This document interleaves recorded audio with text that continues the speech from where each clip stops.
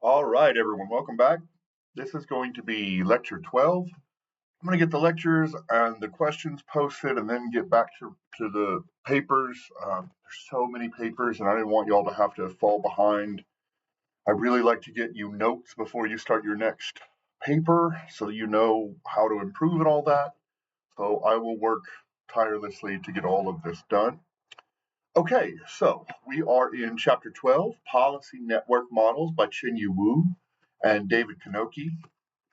Um, just to start off, this is basically a review of Kanoke's work. Um, there's a lot of his research in here.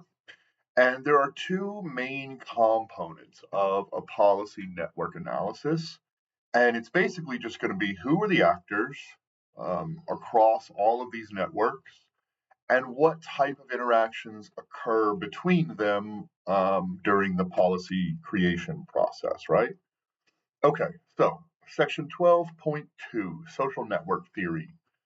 There are a lot, again, we're introducing new levels of analysis.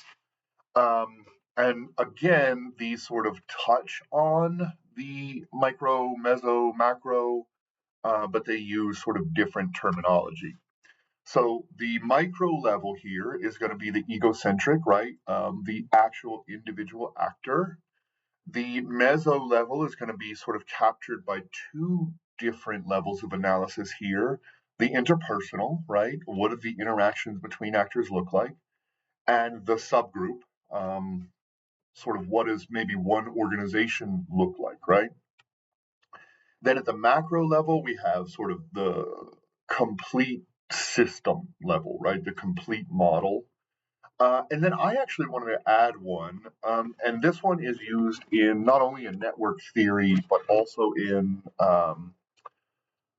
sort of war models, right? And it's called dyadic modeling. And what you do is you group up every pair of possible interactions. So, say we're talking about like the Middle East in a conflict model, you would pair up Oman and Saudi Arabia, and Oman and the UAE, and the UAE and Saudi Arabia, um, you know, et cetera, right? You create a whole bunch of sets of pairs, and then study how those pairs interact on the larger scale, right? So, really interesting stuff. I've never actually used dyadic models before. But this is really important in stuff like conflict or sanctions literature, that sort of stuff. But it can also be applied to sort of interpersonal relations in this policy network analysis stuff. Okay, and then finally, a lot of this literature sort of touches on a whole bunch of social sciences, including anthropology, sociology, social psychology, evolutionary psychology, etc. So it's about how actors think in many ways. Okay. Kanoke also makes some sort of general assumptions about this mutual influence among actors, right? And they say first, social structures of any complex system consists of the stable patterns of repeated interactions connecting actors to one another. And this is why I brought up the dyadic modeling system, right? Because this is all about the repeated interactions between individuals, actors, groups, whatever it might be. Number two, these social relations are the primary explanatory unit of analysis rather than the attributes and characteristics of the individual actors. So it's about their social relations, not about sort of we would have control variables like, I don't know, if we're talking about individual actors, like maybe age or experience or, level of education or whatever, but it's not really about that, right? It's about sort of the relations between individuals and groups. Okay, and then number three, perceptions, attitudes, and actions of actors are shaped by the multiple structural networks within which they are embedded, and in turn, their behaviors can change these network structures, right? So there's this iterative process where sort of the institutions or the social networks themselves are influencing actors' decisions, thinking, etc., and vice versa, right? As the actors realize there are barriers in their way, they'll try to change the networks or the institutions, etc. So it's this iterative sort of behavior. Okay. They go on to say there are basically 5 different types of interorganizational relations um, in these distinctive policy networks, right? So we have resource exchange, number one. This is going to be money and personnel and equipment, etc. The second is information transmission. So we need to understand the research, the opinion polls, advice from experts, advocacy groups, etc. The third is power relations, and they say here this includes both formal and informal inequalities. Um, and they also say like we're assuming the public sector generally has more power than the private sector, right? Number four is boundary penetration. So this is just about how much coordination exists in a subsystem. And then number five is sentimental attachments. And they say this is sort of emotional affiliation and solidarity. So this touches on the stuff we talked about earlier about sort of what's in the head of the actors, right? Because we haven't gotten too much of that in the institutionalist stuff, but they're saying that that's important, right? You remember that hierarchy we talked about where you sort of build this hierarchy of wants and needs. It might be based on religion, it might be based on personal experience, etc. They're saying we need to tap into some of that, right? They go on to sort of describe the meso-level actors, right? And they say like one of the most important sort of terms in this modeling is the action set, right? And they say the action set is the organizations that all hold the same outcome preference on the event, are connected in a communication network, and coordinate their policy to influence action. They pool their political resources and launch coordinated campaigns to pressure governmental decision makers into choosing the policy outcome favored by coalition members. So, in many ways, this is like the former chapter, right? They're coalescing into these little small subgroups. They have this hierarchical decision making process, etc. Um, and I would actually point out Lipset and Rocan's really seminal piece from 1967 which describes sort of national cleavages. And they basically say, look, there are these cleavages in society under which we need to sort of recognize so that we know how to approach an analysis in a particular society, right? So in Europe, it can all often be sort of religious or class based, right? In the United States, it tends to be more sort of race based, right? And this is why Europe had such high levels of sort of class based critiques in their society, from Marx to Gramsci and others. But in the US, sort of the most scathing critiques tend to be sort of racial critiques, right? Martin Luther King and Malcolm X and others, right? And this is just because of the way that our society is sort of set up historically, right? In Europe, it was most often about class contention. In America, it's most often about racial tension, right? And so they're saying basically we need to think about these sorts of cleavages that exist in society, right?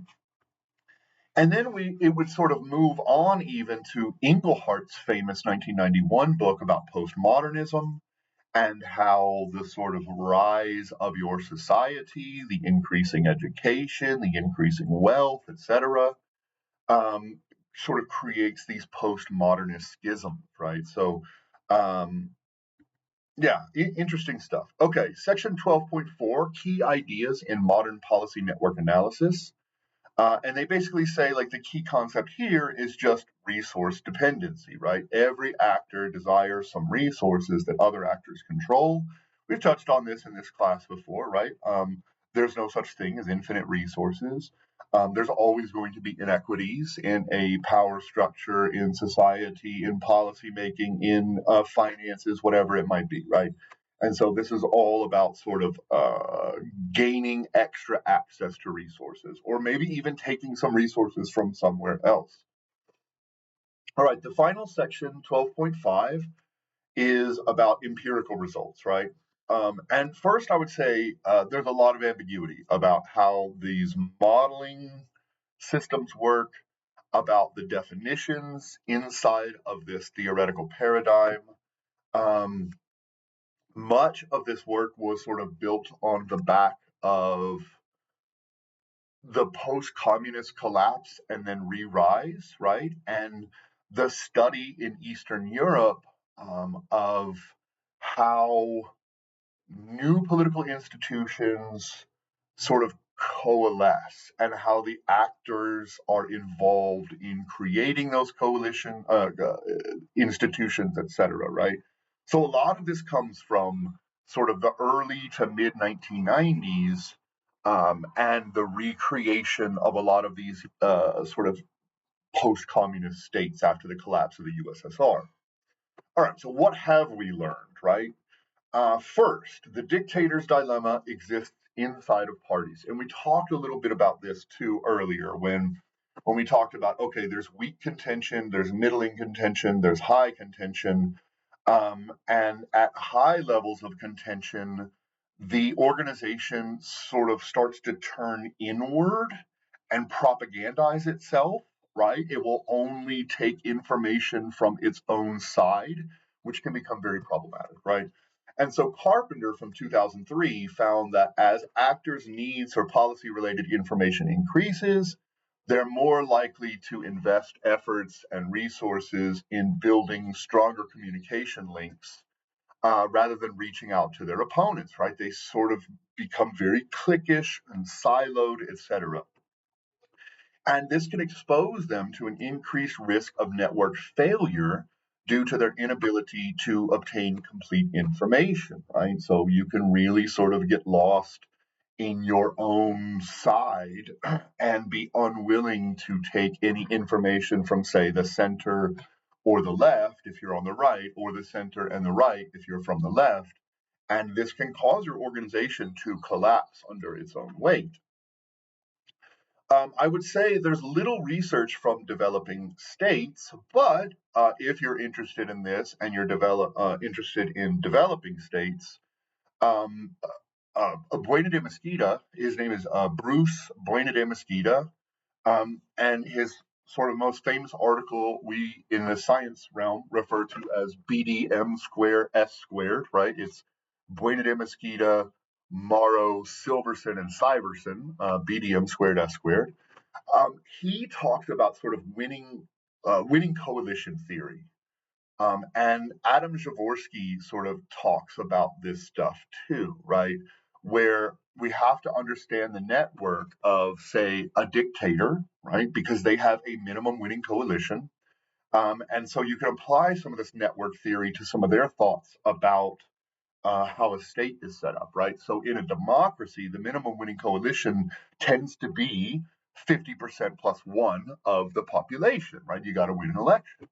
But in a dictatorship or a military junta, etc., your minimum winning coalition is far smaller. So if you think about somebody like Putin, right? What is his minimum winning coalition? It's probably the very wealthiest people in his society, the guys who run the oil industries, the transportation industries, and then probably the military leaders, right? He's got to keep them happy so he's not overthrown. And then maybe a handful of politically powerful people in, say, the Duma, which is like their state house, right? Um, and so learning about these networks can be very, very important. And I would point you again to Boyd de Mesquita's work. He's at NYU and he's worked for the CIA and the FBI and blah, blah, blah. And then Adam Jaworski, who is a very, very famous sort of institutionalist and econometric modeler. And we're learning about these, right? We're learning about these regimes like Fujimori, Chavez and Maduro in Venezuela, Putin, of course, in Russia, Al-Sisi in Egypt, and learning about their networks can help us understand how these dictatorships operate. Okay, that's all I've got for you today. I will get lecture 13 up shortly. Thank you.